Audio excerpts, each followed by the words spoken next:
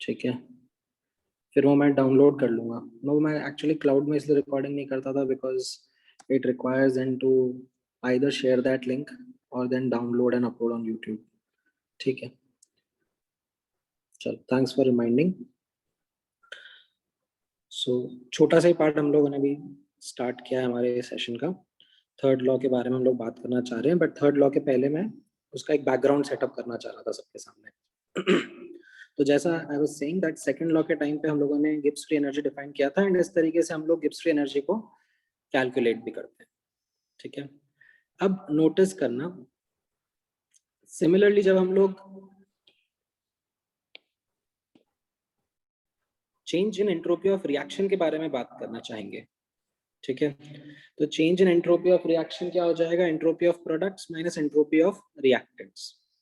ठीक है, अब यहाँ पे नोटिस करना, ठीक है, जैसे यहाँ पे आप ये स्टेटमेंट को रीड करोगे, that the third law allows us to define absolute entropies of substance and to define the standard entropy of a reaction.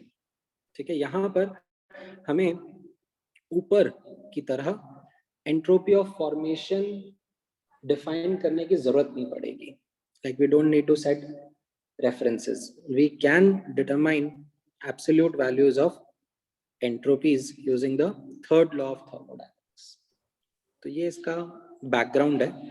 अब नोटिस करना that what does the third law states and how does it help us in defining these absolute values of entropy. So according to the third law, okay, this is the statement, this is the important statement that entropy, एक एक word important है statement का, third law का. entropy of perfect crystal. ठीक है, perfect crystal मतलब क्या हो गया? आपने जूनियर क्लासेस में पढ़ा होगा सॉलिड्स के बारे में, like they have crystal and amorphous structures. Crystal structure में क्या होता है?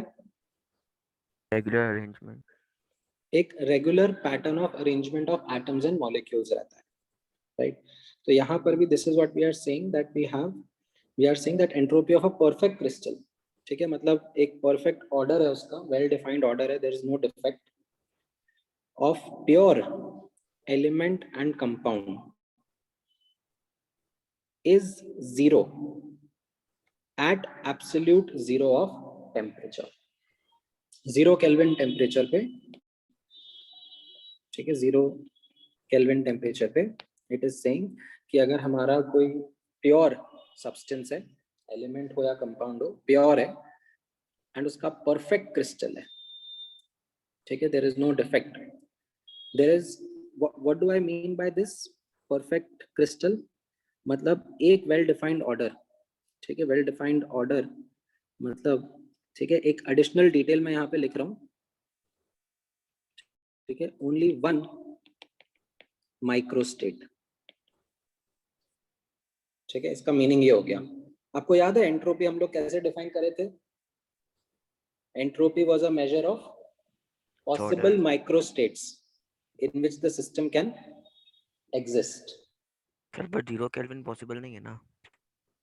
हाँ, सो अगेन 0 केल्विन पॉसिबल नहीं है. थियोरेटिकली हम लोग यही कहना चाह रहे हैं कि 0 केल्विन अगर होता तो उसमें we will say that there will be no motion, no form of any motion, everything will be at standstill. And in that situation we are saying that entropy of a perfect crystal, of a pure substance is 0, because in that situation there will be only one microstate in which the element or compound would be present. Okay sir, ठीक है,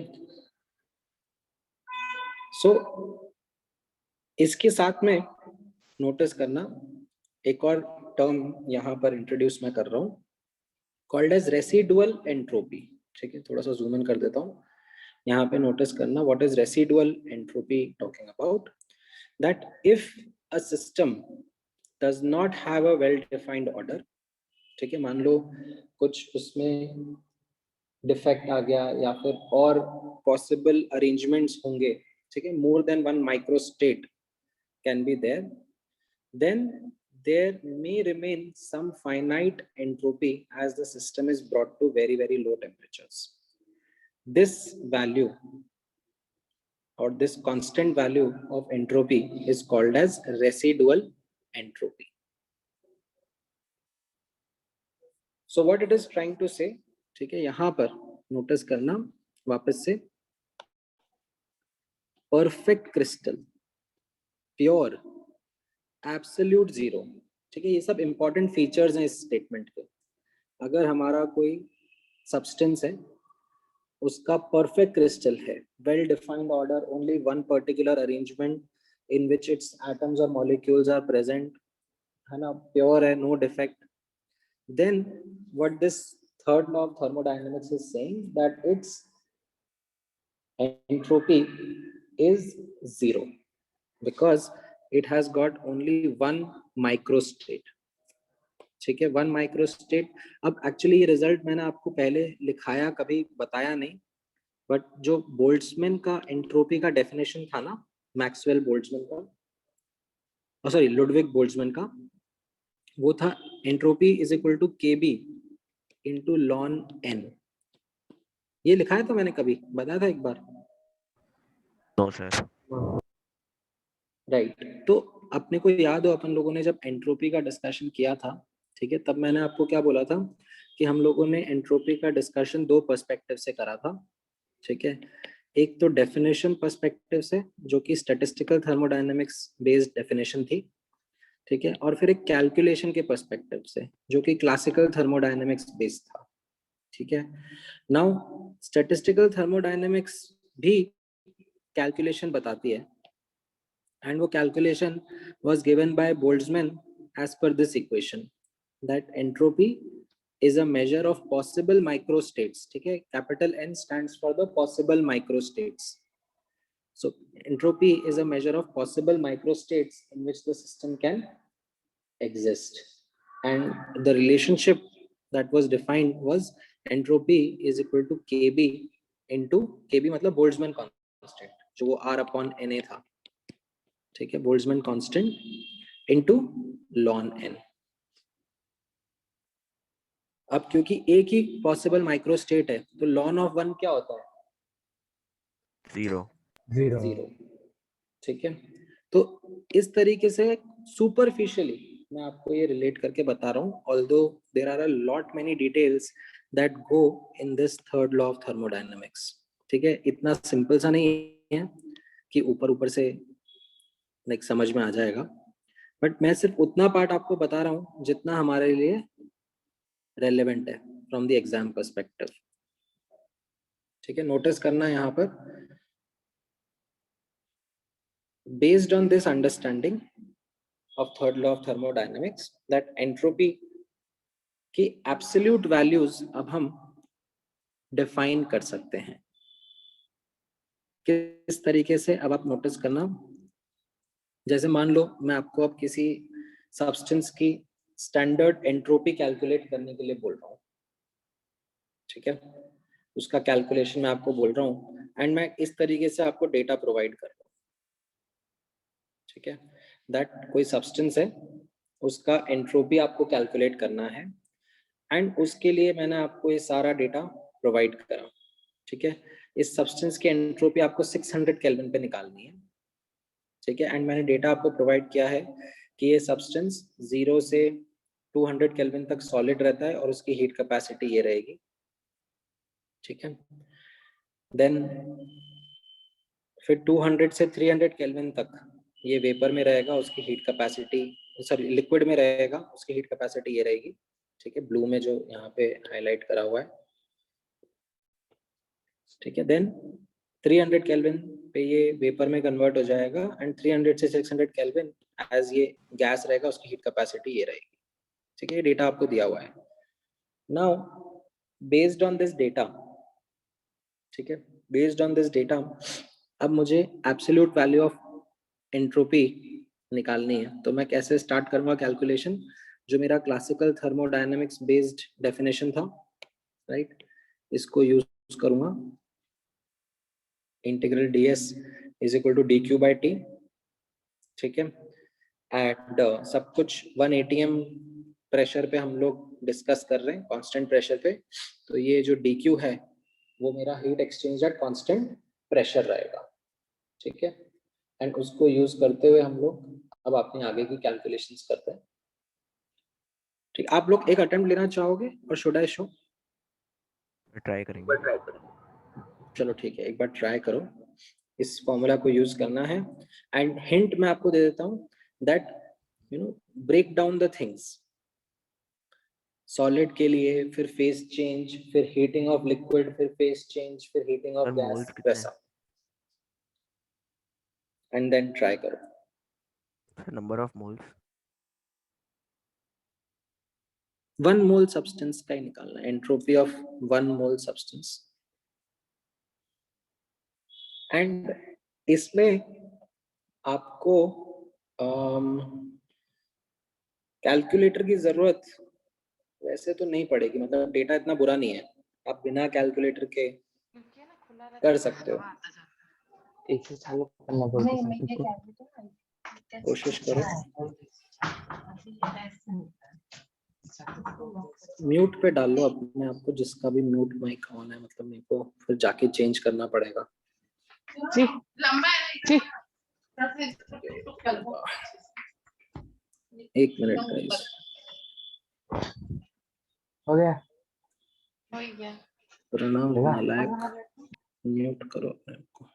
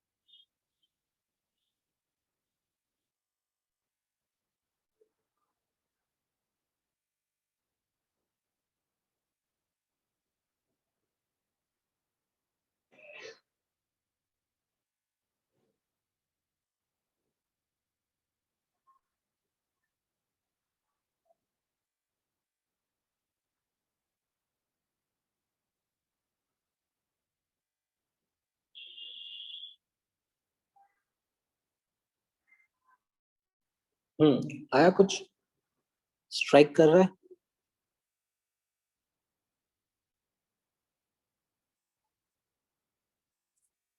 कैसे करना होगा?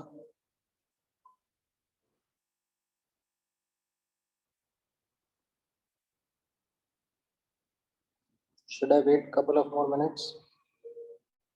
Sir 1 minute. ठीक है, थोड़ी सी देर wait कर लेते हैं।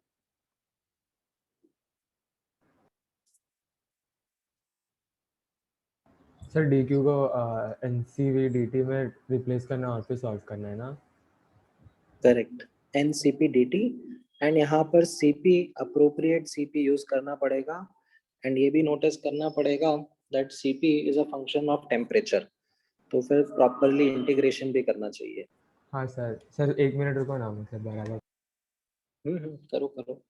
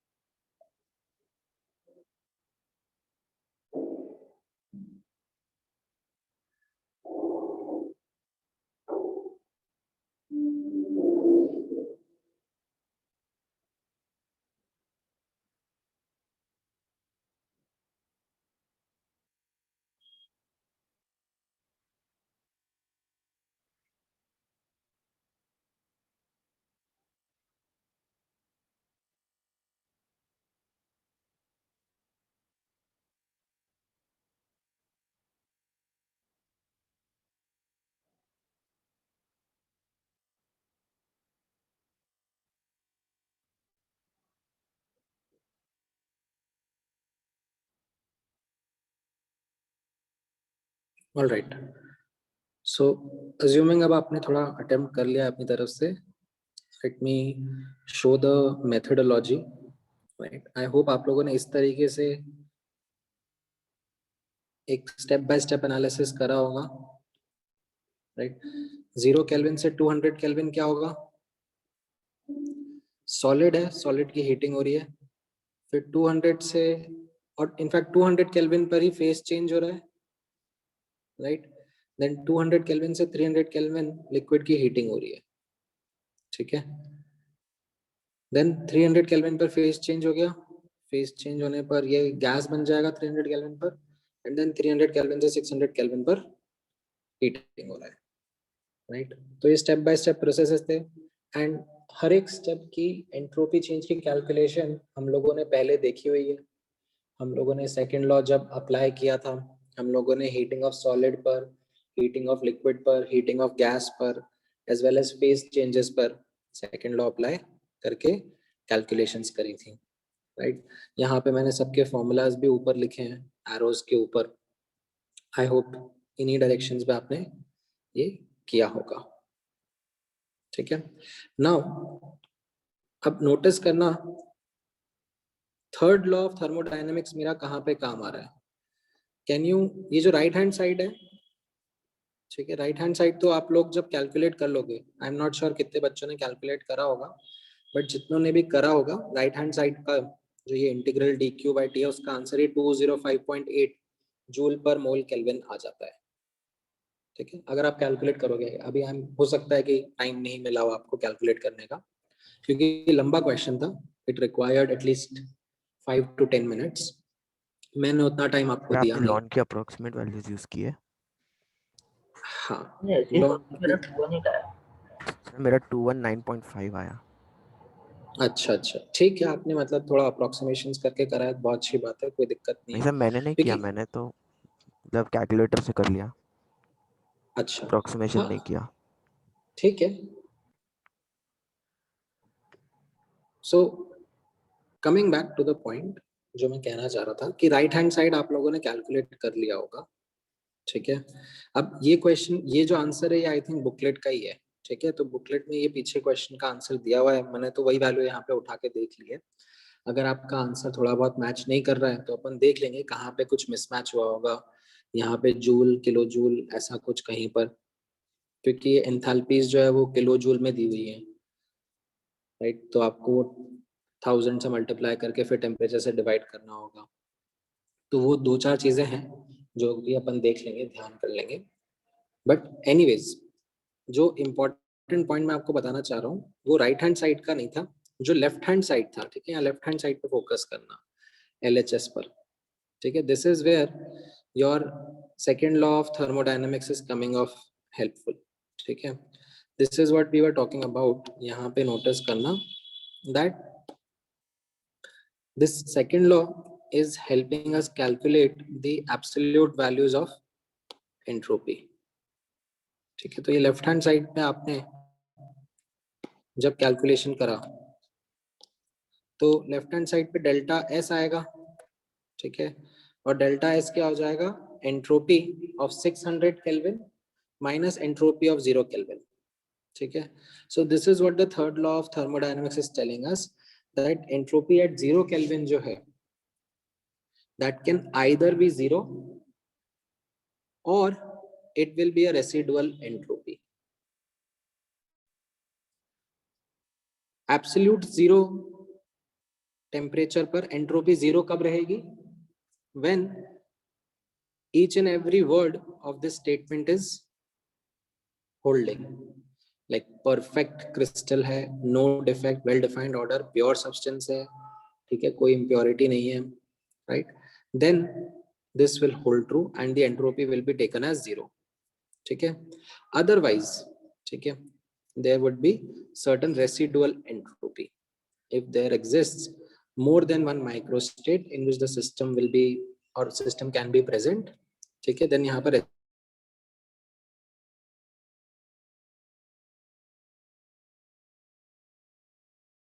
be the residual entropy. ठीक है, you might have this doubt that how much is the residual entropy. So the thing is, in questions, in calculation,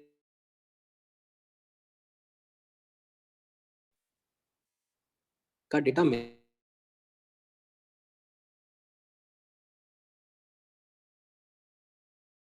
do worry about the calculation of residual entropy part. ठीक है, समझ में आया ये part equation? Yes sir. हाँ sir. Okay,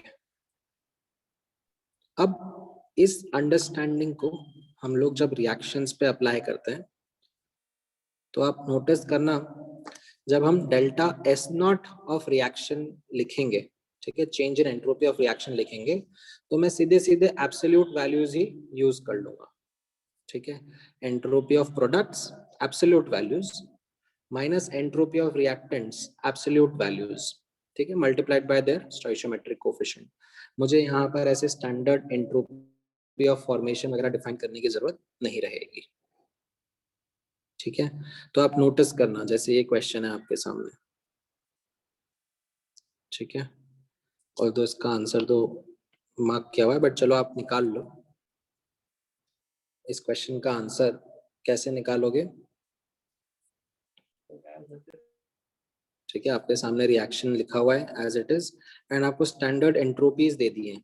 ठीक है, आप नोटिस करोगे क्वेश्चन में सब्सटेंस की स्टैंडर्ड एंट्रोपीज दे दिए हैं, तो you just need to write the reaction का entropy change in form of absolute entropies of products and reactants, and वो आप पुट करोगे तो आपका आंसर भी आ जाएगा।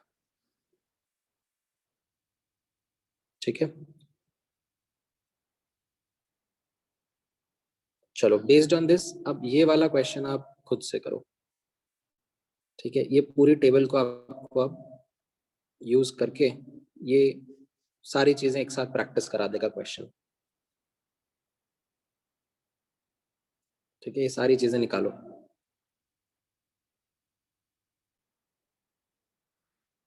चलो शुरू हो जाओ।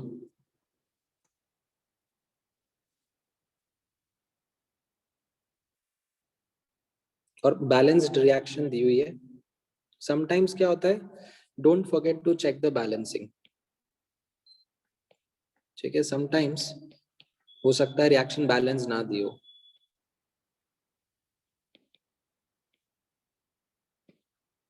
यहाँ पर तो दी हुई है।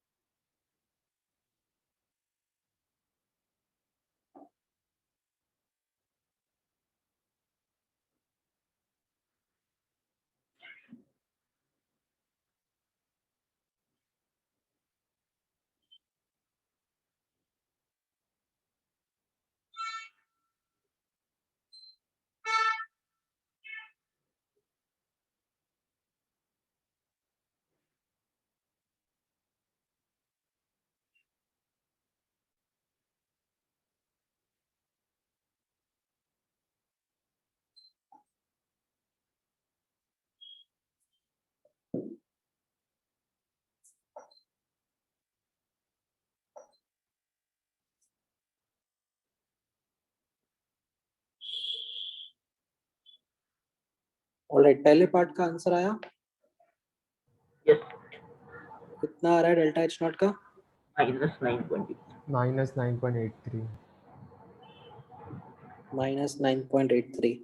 And I think fourth part का भी सेम ही आंसर आ हाँ जाएगा, Sir. वर्ग 0 है.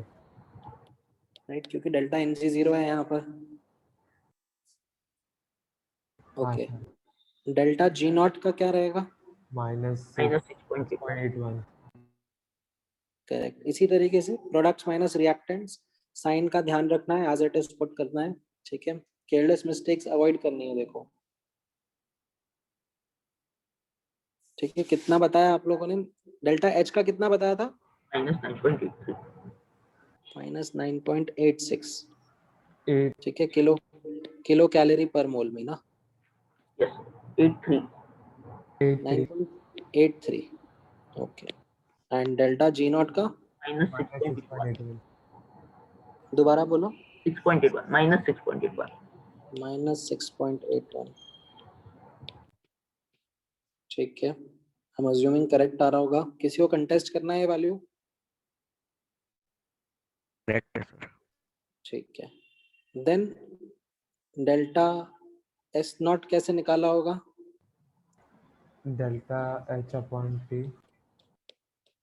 नहीं नहीं नहीं, यहाँ पर कोई डेल्टा जी नॉट 0 थोड़ी ना है,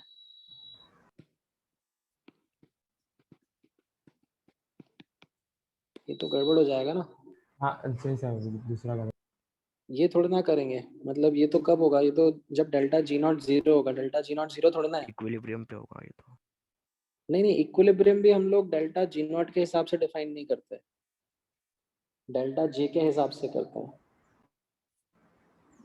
सर वो क्यू के हिसाब से सोच रहा था. नहीं नहीं नहीं,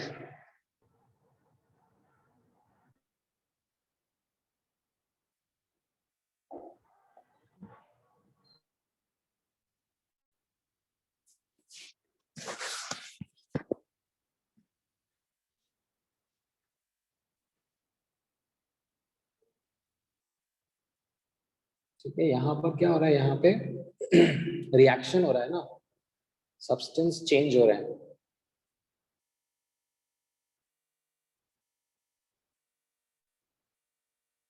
तो यहाँ पर you will have to use the delta G naught is equal to delta H naught minus T delta S naught, और उससे आप फिर delta S naught निकालोगे।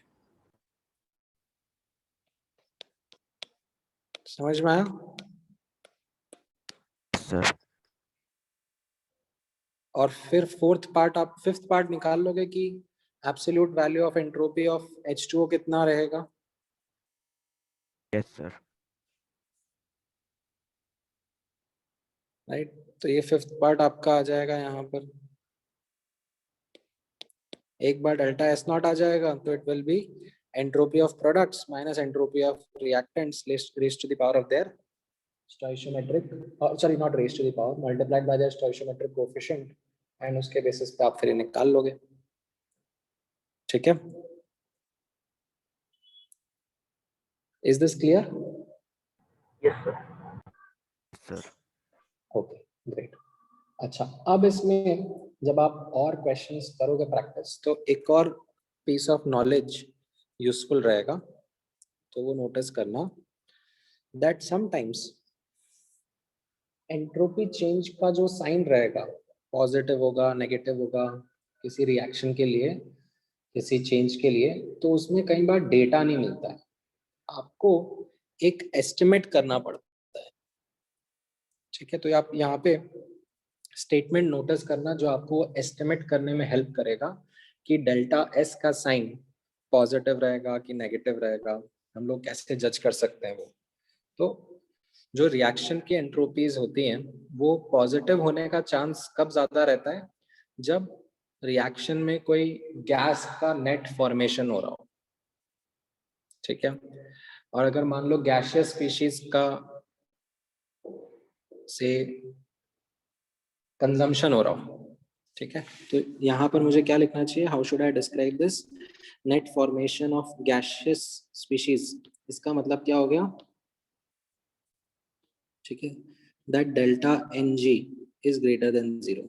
ठीक है, तो मेरा डेल्टा एस ग्रेटर देन 0 होने का चांस ज्यादा रहेगा। ठीक है, अगर डेल्टा एन जी नेगेटिव रहा, ठीक है, तो मेरा एंट्रोपी चेंज भी नेगेटिव होने का चांस ज्यादा रहेगा।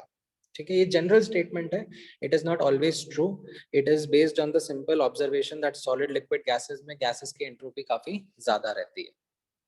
ठीक है, तो कई बार आपसे गेस वर्क करने के लिए भी क्वेश्चंस आ जाते हैं, जैसे आप ये वाला क्वेश्चन देखोगे। ठीक है, इस वाले क्वेश्चन में, ठीक है, आपको ABCD ऑप्शंस में से सिलेक्ट करना है that which of the following would be the correct in terms of the sign of delta H and delta S of this reaction.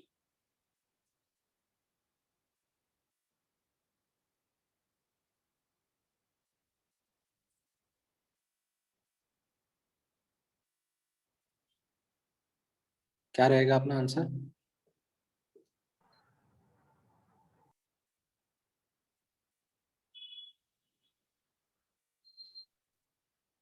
B या सी में से कोई एक होगा। बी या डी में से कोई एक। डी शायद। यहाँ पे ये एरो के ऊपर डेल्टा का सिंबल शो कर रहा है कि ये हीटिंग हो रही है, that means it is an endothermic reaction, यानी कि डेल्टा H ग्रेटर देन 0 है। और यहाँ पर आप नोटिस करोगे 1 मोल ऑफ गैस से 2 मोल ऑफ गैस बन रहा है, तो एंट्रोपी बढ़ रही होगी, यानी कि एंट्रोपी चेंज भी पॉजिटिव होगा। ठीक है, तो यहाँ पर you can easily select the B option. ठीक है, डेल्टा H पे आप बॉन्ड एनर्जी के पर्सपेक्टिव से भी कमेंट कर सकते थे कि अगर आप बॉन्ड एनर्जी के पर्सपेक्टिव से देखोगे तो 2 PCl के बॉन्ड ब्रेक होकर एक Cl बॉन्ड फॉर्म हो रहा है, 2 बॉन्ड ब्रेक हो रहे हैं सिंगल बॉन्ड्स और एक सिंगल बॉन्ड फॉर्म हो रहा है, तो there is a high chance that energy absorb हो रही होगी।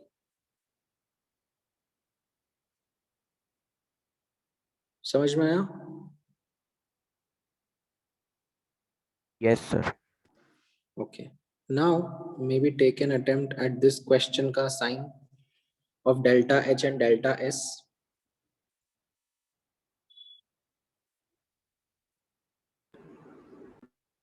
Negative. Delta H less than 0, कैसे डेल्टा कमेंट किया? S भी लेस देन 0। सर ये गैस हीट रिलीज करके लिक्विड में फॉर्म होगा ना?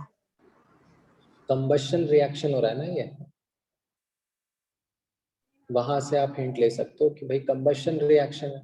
कंबशन रिएक्शंस तो जनरली एक्सोथर्मिक ही होते हैं। तो डेल्टा H तो greater 0, delta S less than 0 होगा।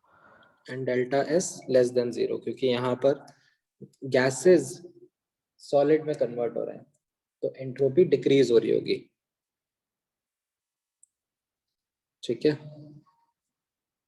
समझ में आया बाकी लोगों को भी? Yes sir. ओके, एक और क्वेश्चन पे ट्राई कर लेते हैं। इसकी लैंग्वेज को, ये थोड़ी इंग्लिश भी इन्वॉल्व है इस क्वेश्चन में, इसकी लैंग्वेज को इंटरप्रेट करो। What do we mean by favour and oppose? English का इंटरप्रिटेशन रहेगा। ठीक है, रिएक्शन स्पॉन्टेनियसली होने के लिए मुझे इतना पता है कि डेल्टा जी नेगेटिव होना चाहिए, this is the condition for spontaneity. ठीक है, अब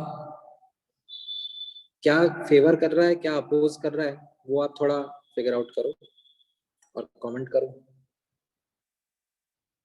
डेल्टा H अपोज कर रहा है। डेल्टा H अपोज कर रहा है, ऐसा क्यों बोला आपने?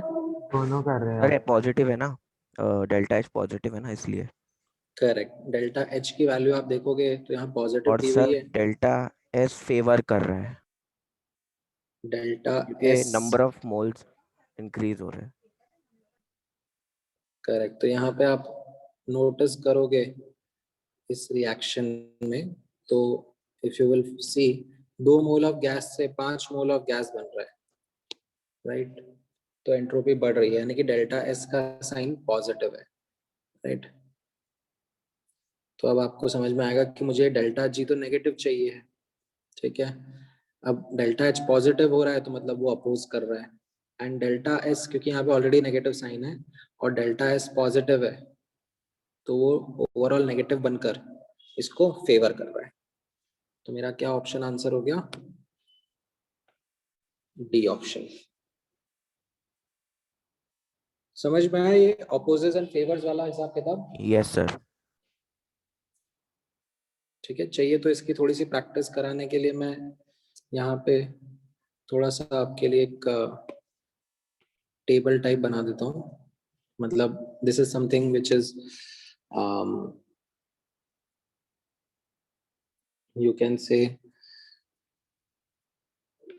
delta H and delta S,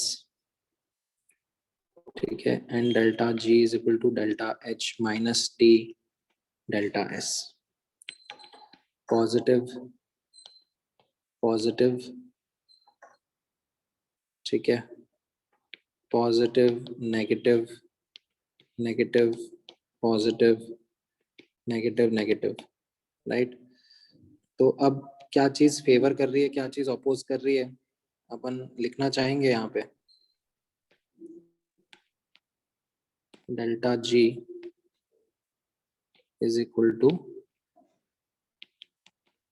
delta H minus T delta S,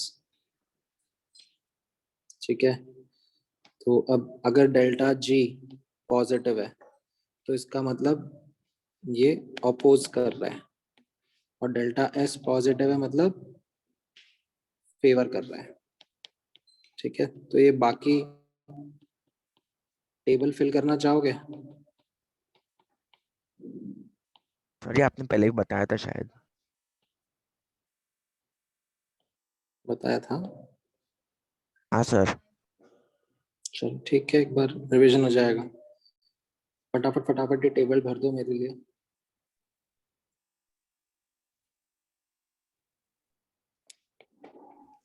ये अपोज करेगा, ये भी अपोज करेगा, ये फेवर करेगा, ये भी फेवर। ये भी फेवर करेगा, ठीक है, ये फेवर करेगा आपको और ये अपोज करेगा। समझ में आया ना कैसे रिलेट हो रहा है? Yes sir.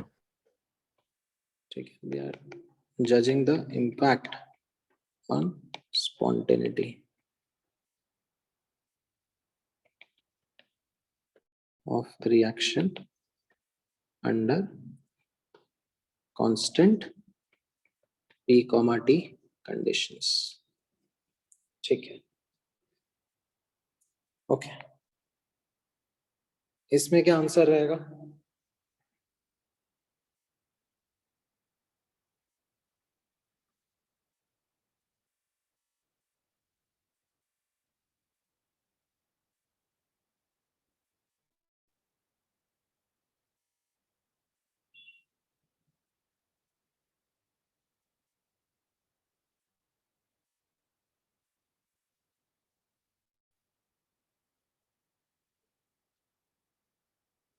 D option. D. D, D for Delhi. Yes sir. Yes sir. हाँ, मेक सेंस।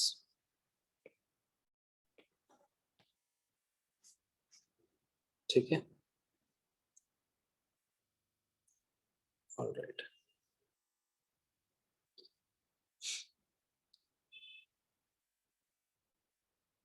इस तरीके से इसमें डेल्टा इन जी के हिसाब से आप कमेंट कर सकते हो, ठीक है। इस वाले क्वेश्चन का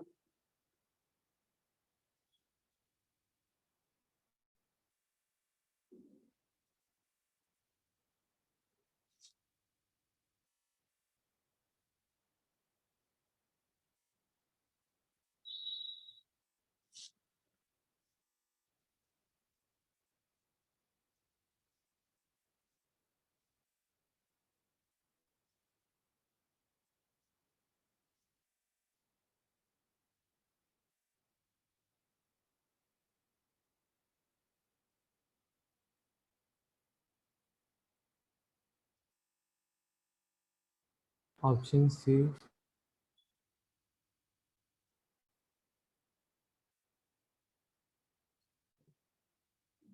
नहीं पता। डी। डी।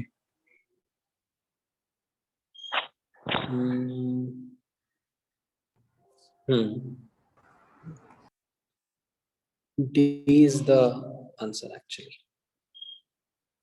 तो इसमें कैसा है, जो एब्सोल्यूट वैल्यू है एंट्रोपी की वो तो हमेशा पॉजिटिव ही रहेगी, ठीक है। Absolute value of entropy are always positive only. तो उसके हिसाब से डी ऑप्शन मेरा, oh sorry, which of the following is correct पूछा था। ए आएगा। हाँ, नहीं नहीं नहीं, सी ऑप्शन करेक्ट है, sorry, which of the following is correct पूछा है। तो यस, डी सी ऑप्शन मेरा आंसर रहेगा, that entropy of absolute entropy are always positive, ठीक है। डी मेरा गलत रहेगा। अब मैं ए और बी ऑप्शन भी जज कर लेता हूँ आपके साथ। तो ए ऑप्शन में आप नोटिस करोगे फॉर्मेशन ऑफ CO2 के बारे में बात करा जा रहा है। तो फॉर्मेशन ऑफ CO2 का इक्वेशन क्या रहा, carbon solid plus O2 gas giving CO2 gas, right. अब यहाँ पर अगर आप डेल्टा Ng के बेसिस पे जज करोगे तो डेल्टा Ng तो जीरो आ गया, एक मोल ऑफ गैस से एक मोल ऑफ गैस बन रहा है। बट अब थोड़ा सा और डेप्थ में जाके देखोगे तो डायटोमिक गैस से ट्रायटोमिक गैस बन रहा है, यानी कि पॉसिबल माइक्रोस्टेट्स बढ़ रही होंगी, तो एंट्रोपी बढ़ जाएगी, ठीक है। There is a higher chance कि यहाँ पे डेल्टा S ग्रेटर देन 0 होगा, ठीक है। वैसे ही अभी ये entropy of formation of H2O gas के बारे में अगर आप लिखोगे तो H2O फॉर्मेशन का इक्वेशन क्या हो जाएगा, H2 gas plus half O2 gas giving H2O gas. तो 3/2 मोल से 1 मोल गैस बन रहा है, तो यस यहाँ पे एंट्रोपी डिक्रीज कर रही होगी, delta S would be less than 0। तो इस क्वेश्चन में एक एडिशनल पीस ऑफ नॉलेज आपके सामने क्या आया कि अगर सेम मोल्स ऑफ गैस का ही फॉर्मेशन हो रहा है, ठीक है, डेल्टा Ng 0 है, तो एक नेक्स्ट लेवल का थॉट आप गैसेस की एटॉमिसिटी पर दे सकते हो, दैट अगर लेस एटॉमिसिटी से मोर एटॉमिसिटी की गैस बन रही होगी, ठीक है, मोर मॉलिक्यूलर वेट की, तो एंट्रोपी बढ़ रहा होगा, ठीक है। इनफैक्ट इसमें एक और लेवल ऑफ डिटेल मैं आपको दे सकता हूँ। जैसे आप मुझसे पूछोगे कि हीलियम में और नियॉन में किसकी एंट्रोपी ज्यादा रहेगी, क्या आंसर देना प्रेफर करोगे?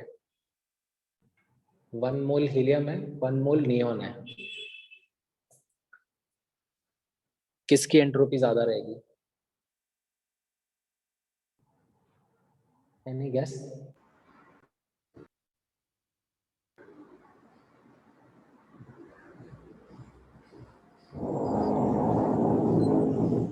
नहीं, आवाज नहीं आई। नियॉन। नियॉन की, करेक्ट। क्यों? बिकॉज उसका ज्यादा मॉलिक्यूलर वेट है, it has more electrons, more protons, more neutrons.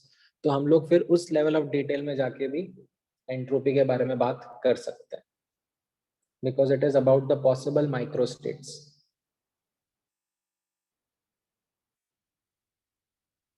समझ में आया? Yes sir. ठीक है। इनफैक्ट आई थिंक इस पे क्वेश्चन भी है बुकलेट में, बट उसमें शायद एटॉमिसिटी से आंसर हो जाता है। Absolute value of entropy of gas के बारे में कमेंट करने के लिए बोला है और 4 ऑप्शंस हैं, तो उसमें आप एटॉमिसिटी के बेसिस पे बोल देना। एटॉमिसिटी अगर सेम रहे तो फिर मॉलिक्यूलर वेट के हिसाब से बोल देना। अगर देखो कॉन्ट्रडिक्ट कर रही होंगी चीजें तो फिर मेरे लिए कहना मुश्किल है, ठीक है, फिर मेरे को डेटा ही देखना पड़ता है।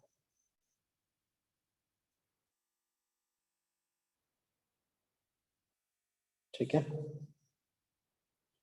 ऑल राइट, नेक्स्ट टॉपिक देखते हैं, which is, this is clearly again from advanced perspective only, ठीक है, variation of Gibbs free energy with pressure, ठीक है। तो लास्ट क्लास में मैंने आपको डेल्टा जी का वेरिएशन विद टेम्परेचर बताया था, याद है वो वाला एग्जांपल, यस सर। ये वाला? हाँ सर। अब इस क्वेश्चन में, उस क्वेश्चन में डेटा ऑफ डेंसिटी आपको यूज में नहीं आया था, बट अब शायद आपको समझ में आएगा दैट डेटा ऑफ डेंसिटी हम लोग कैसे यूज करेंगे। तो नोटिस करना, क्वेश्चन है आपके सामने दैट H2O सॉलिड और H2O लिक्विड, ठीक है, H2O सॉलिड से H2O liquid 1 atm 0 degree centigrade पर तो इक्विलिब्रियम रहता है, डेल्टा जी 0 है, ठीक है। मैं पूछ रहा हूँ 2 atm 0 डिग्री सेंटीग्रेड पर डेल्टा जी कितना रहेगा, ठीक है। सो टेम्परेचर मैंने सेम 0 डिग्री सेंटीग्रेड रखा है एंड प्रेशर बढ़ा दिया है, तो यहां पर अब डेल्टा जी कितना रहेगा। अब मैं आपको आंसर दे देता हूं इन टर्म्स ऑफ साइन। तो यहाँ पर डेल्टा जी का साइन जो है वो नेगेटिव आएगा जब आप सॉल्व करोगे, ठीक है। मैं सॉल्विंग करना भी बताऊंगा आपको, बट मैं पहले से आपको आइडिया दे रहा हूँ कि साइन इसका नेगेटिव आएगा, because applying pressure helps in melting of ice. ये इक्विलिब्रियम को फॉरवर्ड ले जाता है अगर मैं प्रेशर बढ़ा देता हूँ तो, ठीक है। This is how you know skating helps us, ठीक है। स्केटिंग में जो आइस है और जो स्केट्स होते हैं उनके बीच में फ्रिक्शन रिड्यूस होने का सबसे इंपॉर्टेंट फैक्टर यही होता है कि स्केट्स में और आइस के बीच में एक पतला सा फिल्म ऑफ वाटर बन जाता है which reduces friction. Why does that पतला film of water forms even if temperatures are low? That पतला film of water forms because उस लोकल रीजन में जहाँ पे स्केट्स आइस के ऊपर प्रेशर लगा रहे होते हैं, ठीक है, that helps in melting of the ice even at lower temperatures, even at सब 0 डिग्री सेंटीग्रेड टेम्परेचर पर, जहां पर स्केट्स आइस के ऊपर प्रेशर लगाते हैं वहां पे आइस की मेल्टिंग हो जाती है एंड एक पतली लेयर ऑफ वाटर लुब्रिकेंट की तरह एक्ट करके फ्रिक्शन रिड्यूस करती है, ठीक है। So now you will get to see the calculation behind it that how delta G is negative, ठीक है। तो मैं बताता हूँ कैसे करना है, ठीक है। I am not asking you to attempt this because it is something completely new, ठीक है, शायद ही आप कर पाओ। तो एक बार नोटिस करना किस तरीके से हम प्रोसीड करते हैं, ठीक है। ये स्टेप्स थोड़े से नए हैं आपके लिए। हम लोग स्टार्ट करते हैं from the very basics which is the definition of Gibbs free energy, G is equal to H minus Ts. I will write dg, ठीक है, डिफरेंशियल फॉर्म में लिखूंगा इसको। so dg will be equal to dh minus tds minus sdt, ठीक है। now अब मैं थोड़ा सा definitions का यूज कर रहा हूं। you remember हम लोग h को लिखते थे u plus pv, so I can write dh as du plus pdv plus vdp, ठीक है। नाउ अब मैं फर्स्ट लॉ ऑफ थर्मोडायनेमिक्स का यूज करके du को, ठीक है, ये जो du था, first law of thermodynamics use करके du को लिख रहा हूँ dq प्लस dw।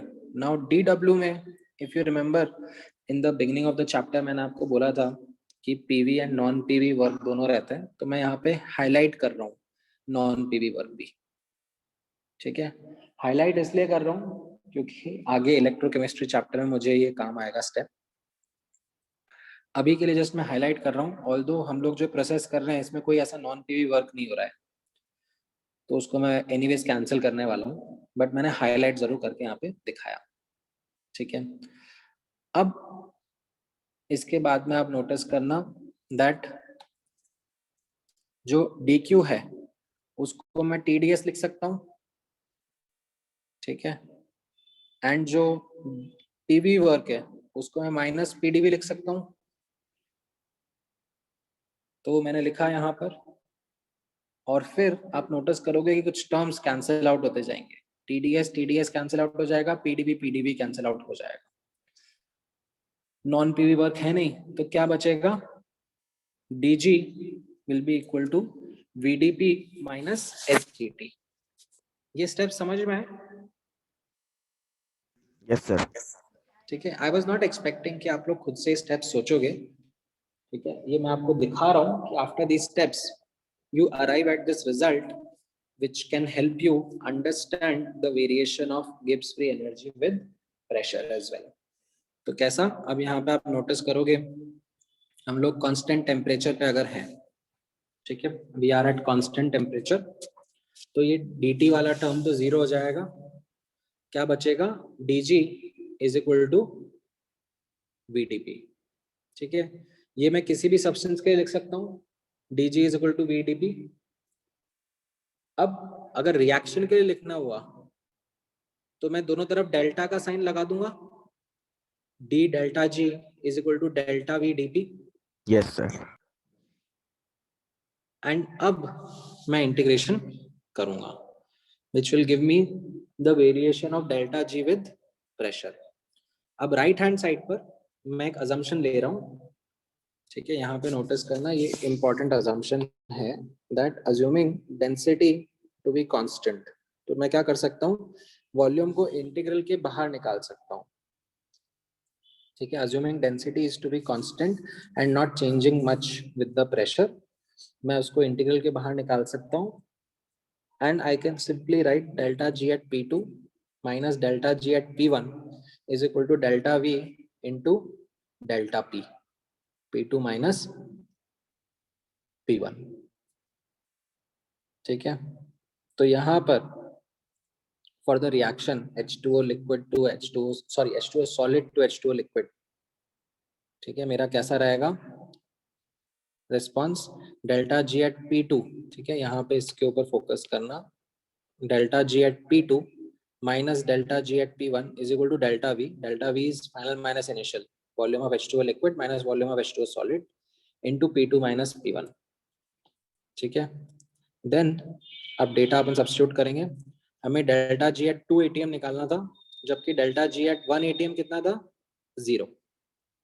ठीक है, delta G at 1 ATM 0 degree centigrade was 0, and यहाँ पर volume will be mass upon density. ठीक है, तो पर मोल अपन कैलकुलेशन कर रहे हैं, तो पर मोल में आपको मास पता रहेगा वाटर का 18 रहेगा, और डेंसिटीज आपको ऊपर के डेटा से यूज करनी रहेगी, और प्रेशर का डिफरेंस यहाँ पे 2-1 ATM रहेगा। अच्छा, यूनिट्स का यहाँ पे ध्यान रखना है, ठीक है, यूनिट्स का मैंने इसलिए ध्यान रखा है क्योंकि यहाँ पे मास तो ग्राम में है, डेंसिटी ग्राम पर सीसी में है। ठीक है, तो डेंसिटी ग्राम पर सीसी और मास ग्राम में, तो वॉल्यूम सीसी में आ जाएगा, तो उसको लीटर में कन्वर्ट करना। ठीक है, ये यूनिट्स का खास ध्यान रखना पड़ता है, उसको आपने लीटर्स में कन्वर्ट करा, लीटर्स में कन्वर्ट करने के बाद में ATM से मल्टीप्लाई कर रहे हैं, तो उसको जूल्स में कन्वर्ट करने के लिए 101.3 से भी मल्टीप्लाई करना, तो फिर आपका डेल्टा G का वैल्यू आ जाएगा at 2 ATM, and that comes out to be minus 0.2 joule per mole. ठीक है, it comes out a very small change, but it comes with a negative sign। समझ में आया? Yes sir. ठीक है, ये थोड़ा डिफिकल्ट क्वेश्चन था, टफ क्वेश्चन था, and the surprising thing was कि ये जेई एडवांस ने भी पूछा था। ठीक है, थोड़ा अलग फॉर्म में पूछा था, let's see if you are able to try this question and give me the answer. ठीक है, मैं एक बार आपको इम्पोर्टेंट स्टेप्स दिखा देता हूँ किस तरीके से हम लोगों ने करा, लाइक यहाँ से ये रिजल्ट से, ये जो टॉप में यहाँ पे लिखा है मैंने, ये रिजल्ट आपके लिए याद रहेगा। ठीक है, this will become an important result for you और a starting point for you. dg is equal to vdp minus sdt। ठीक है, ये स्टेप्स को देखते हुए, ठीक है, चाहिए तो एक बार स्क्रीनशॉट ले लो, take a screenshot, understand the steps,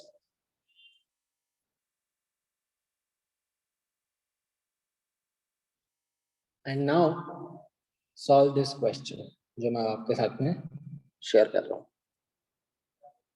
ठीक है, अब आप इस वाले क्वेश्चन को ट्राई करो।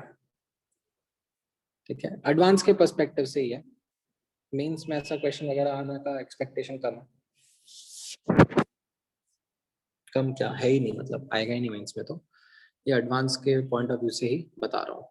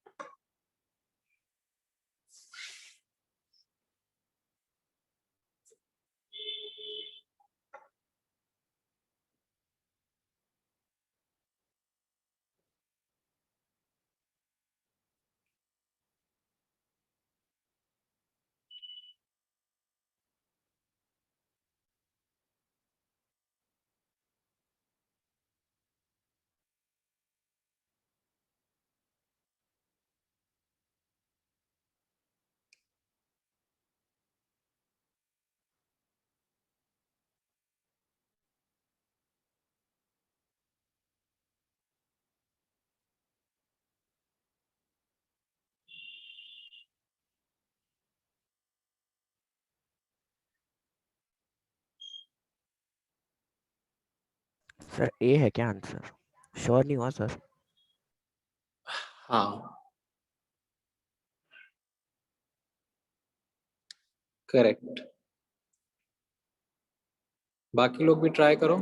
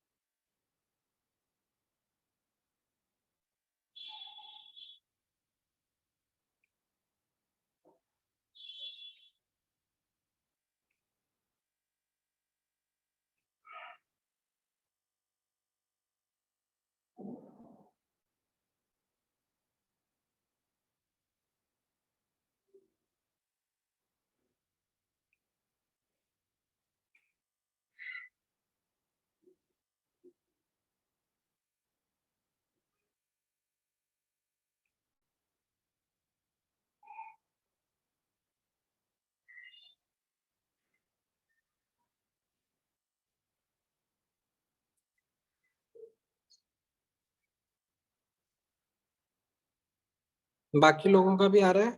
Are you able to follow the steps जो हम लोगों ने ऊपर डिस्कस किए थे?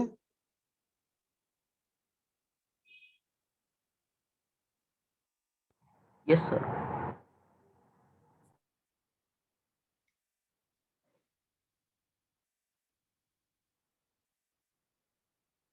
ओके, तो इसमें कैसा रहेगा मैं एक बार दिखा देता हूँ। सेम स्टेप से हम लोग जा रहे हैं, D G is equal to B D P minus S D T. ठीक है, या आप ये इसको ध्यान रख लो एज अ स्टार्टिंग स्टेप। ठीक है, जैसे मैंने बताया, D G is equal to B D P minus S D T. ठीक है। इनफैक्ट इससे जो एक और रिजल्ट रहता है दैट वो भी मैं लिखवा देता हूँ नीचे थोड़े से टाइम में।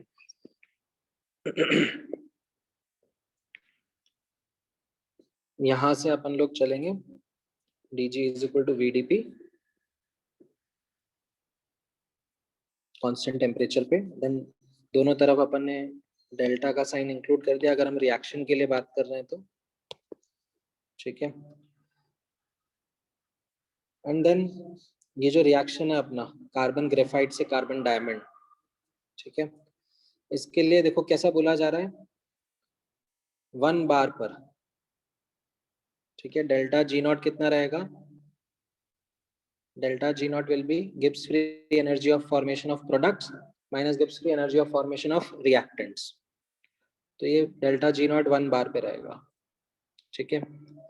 एंड किसी पी बार पर क्या बोला जा रहा है, इक्विलिब्रियम रहेगा, राइट। इक्विलिब्रियम का मतलब क्या होता है, इक्विलिब्रियम का मतलब यही होगा दैट डेल्टा जी नॉट और sorry delta G is equal to 0, correct. Yes sir. तो हम लोग यहाँ पर ये इंटीग्रेट कर रहे हैं 1 बार से किसी पी बार, ठीक है। This will be delta G at P1 and this will be delta G at P2 and इसका इंटीग्रेशन करेंगे हम लोग तो हमारा ये रिजल्ट आ जाएगा delta G at P2 minus delta G at P1 is equal to delta V into P2 minus P1। And अब आपको सारी वैल्यूज दी हुई हैं, ठीक है। आपको वॉल्यूम का भी डेटा दिया हुआ है, जो चेंज इन वॉल्यूम है डायरेक्टली वही डेटा दे दिया, ठीक है। आपको डेंसिटी का भी डेटा मिलता है इनफैक्ट जब आप बुक्स में सॉल्व करते हो, ठीक है, व्हेन यू विल, तो ये अच्छी टेक्स्ट बुक्स में क्वेश्चन था ऑलरेडी प्रेजेंट, तो उन बुक्स में जब आप सॉल्व करते हो तो उसमें डेंसिटी का डेटा मिलता है डायमंड का और ग्रेफाइट का, ठीक है। इनफैक्ट ये पेस के एक टेस्ट में भी पूछा था पहले IIT JEE एडवांस के पहले, तो उसमें डेंसिटी का डेटा दे दिया था कार्बन ग्रेफाइट कार्बन डायमंड का। एंड जेई ने जब क्वेश्चन पूछा तो उन्होंने तो डायरेक्टली डेल्टा वी का डेटा दे दिया कि this is the change in volume, ठीक है। ऑल्दो डेंसिटी का डेटा देना ज़्यादा सही रहता है और साथ में ये मेंशन करना भी सही रहता है कि डेंसिटीज आर कांस्टेंट, तो वो डेटा यहाँ पे पुट करेंगे।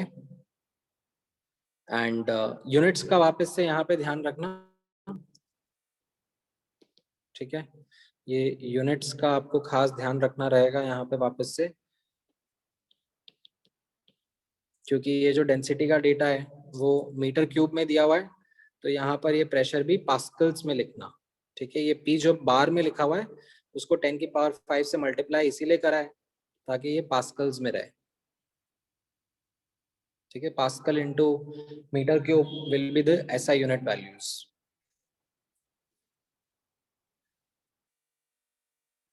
उससे अब आप सॉल्व करोगे तो आपका आंसर 14501 बार आता है, ठीक है। तो ये थोड़ा सा मैं ट्रिकी पार्ट बता रहा हूँ आपको, ये जो एडवांस से रेलेवेंट है, ठीक है। जो ऊपर का मैंने आज पढ़ाया है वो एकदम मेंस का लेवल का है, ठीक है, एज इन मेंस लेवल के लिए भी इम्पोर्टेंट है। ये जो ऊपर का डिस्कशन अपन ने किया ना, थर्ड लॉ ऑफ थर्मोडायनेमिक्स और फिर एंट्रोपी के एब्सोल्यूट कैलकुलेशंस और कैसे रिएक्शंस में हम लोग एब्सोल्यूट वैल्यू ऑफ एंट्रोपी के हिसाब से कैलकुलेशंस करेंगे, ये सब इम्पोर्टेंट है मेंस के हिसाब से, ठीक है। ये जो मैंने पार्ट बताया particularly variation of delta G with P, ये स्पेसिफिकली मैंने एडवांस के पर्सपेक्टिव से बताया है, ठीक है। अच्छा, इसमें मैं एक और एडिशनल डिटेल आप लोगों के साथ में डिस्कस कर लेता हूँ, ठीक है। कार्नोट साइकिल वैसे तो मैंने लिखा था आज के लिए, बट अपने पास टाइम नहीं है आज कार्नोट साइकिल पढ़ने का, ठीक है। कार्नोट साइकिल में अपने को थोड़ा सा टाइम और लगेगा, तो मैं आपको जो एक डिटेल में बाद में पढ़ाने वाला था उसको अभी बता देता हूँ। सर हाँ बोलो। सर एक क्वेश्चन में डेल्टा जी नॉट को डेल्टा जी में कन्वर्ट नहीं करना पड़ेगा?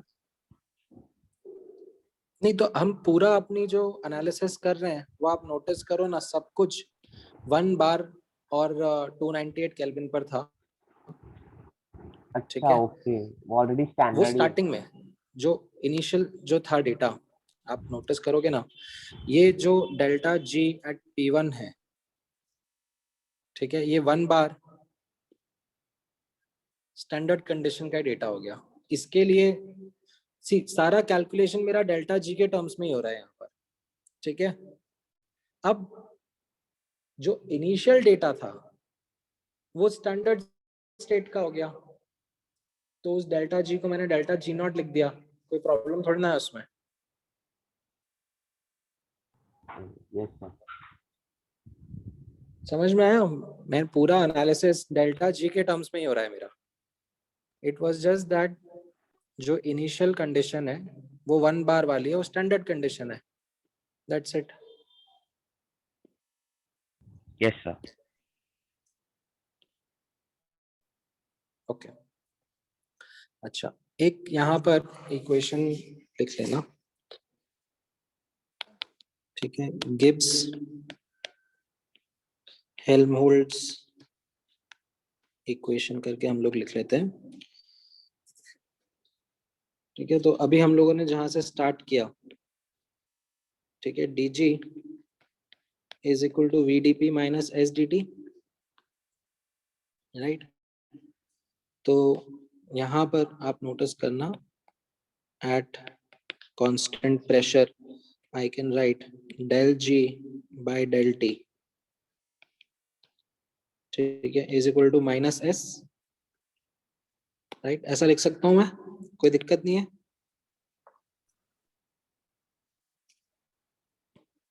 नाउ अब नोटिस करना, सिंस और इनफैक्ट ये मैं ऐसे लिख लेता हूँ, this is for any substance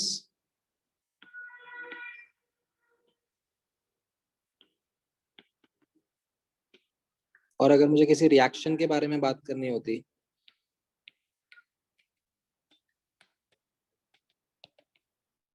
तो भी मैं ऐसे लिख सकता हूँ, फॉर एनी रिएक्शन, ठीक है, दोनों तरफ डेल्टा लगा दिया, चलेगा? Yes sir. ओके, नाउ अब नोटिस करना, since delta G is equal to delta H minus T delta S, ठीक है, this is how we are describing the change in Gibbs free energy, ठीक है, for a process under constant pressure comma temperature condition. अब अगर इसमें मैं इसको substitute कर देता हूँ, ठीक है, तो नोटिस करना कैसा रहेगा, delta G is equal to delta H minus T, और ये माइनस डेल्टा एस को मैं सब्स्टिट्यूट कर रहा हूँ, तो माइनस डेल्टा एस क्या हो जाएगा, del delta G by del T at constant pressure, ठीक है। This is called as Gibbs Helmholtz equation.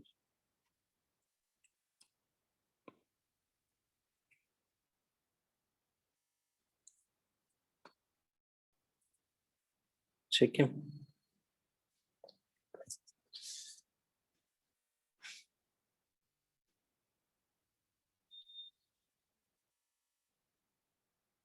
this is called as Gibbs Helmholtz equation. Now ये आपका, आप सोचोगे कि ये लिख दिया मतलब क्या, इसमें क्या करूं मैं, what is the relevance of it, लिख के बता दिया, अब इसका पर्पस क्या है, यूज क्या है, तो मैं यहाँ पे हाईलाइट कर देता हूँ that we are going to use it in electrochemistry chapter, ठीक है, लेटर आएगा ये, तब मैं इसका वापस से डिस्कशन करूंगा। अभी इस चैप्टर में बुकलेट में आई थिंक शायद एक क्वेश्चन होगा जहां पे ये काम आएगा, ठीक है, मुझे एग्जैक्टली याद नहीं आ रहा है वो क्वेश्चन कहाँ पर है, बट आप जब बुकलेट सॉल्व करोगे तो गेट इक्विप टू एडवांस के सेक्शन में एक जगह कहीं पर किसी एक क्वेश्चन में आता है ये काम में, ठीक है, बाकी इतना अभी यूजफुल नहीं रहेगा। इलेक्ट्रोकेमिस्ट्री चैप्टर में मैं ये आपके साथ में डेफिनेटली डिस्कस करूंगा, ठीक है, वहां पर हम लोग इस एस्पेक्ट को मल्टीपल टाइम्स यूज करेंगे, ठीक है। इतना अभी अपन बस नोट्स के हिसाब से यहाँ पे लिख लेते हैं, ठीक है। अब रहा सवाल कार्नोट साइकिल का, तो चलो इसको अपन फ्रेश एक बार अगली क्लास में डिस्कस करते हैं, ठीक है। अभी के लिए इतना काफी रहेगा आज का discussion. Now apart from this Carnot cycle के अलावा तो और कुछ बचा नहीं है चैप्टर में। नेक्स्ट क्लास में अगर टाइम मिलेगा तो फिर मैं केमिकल इक्विलिब्रियम का चैप्टर भी स्टार्ट कर दूंगा कार्नोट साइकिल का कराने के बाद में, ठीक है।